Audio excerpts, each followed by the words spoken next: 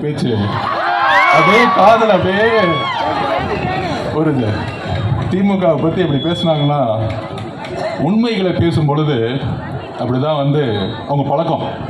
அம்மா ஜெயலலிதா அம்மாவை தனிப்பட்ட முறையில் ஒரு பெண்ணுங்கிற ஒரு காரணத்துக்காக ஒரு 15-20 வருஷமாக அவங்க முதல்வர் அவர்களுக்கும் ஒரு தன் உடல் மொழியில் அவங்களோட உடலை வச்சு ஒரு அசிங்கமாக பேசின கட்சி தான் திமுக. அதனால் இந்த அவதூறுகள் இதுக்கெல்லாம் பதில் சொல்கிறதுக்கெல்லாம் நமக்கு டைம் இல்லை.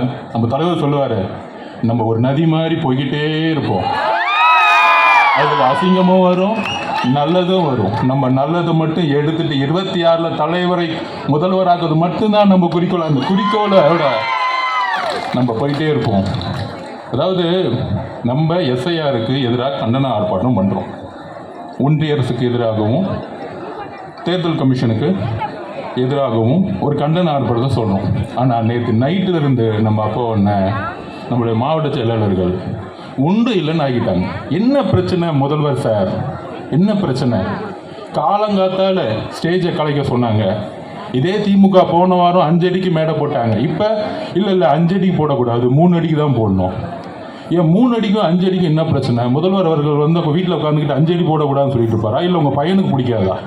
ஒரு ஸ்டேஜ் போடுறதுக்கு கூட தமிழக வெற்றி கழகத்துக்கு எவ்வளோ தொல்லைகள், எவ்வளோ நிர்வாகிகள்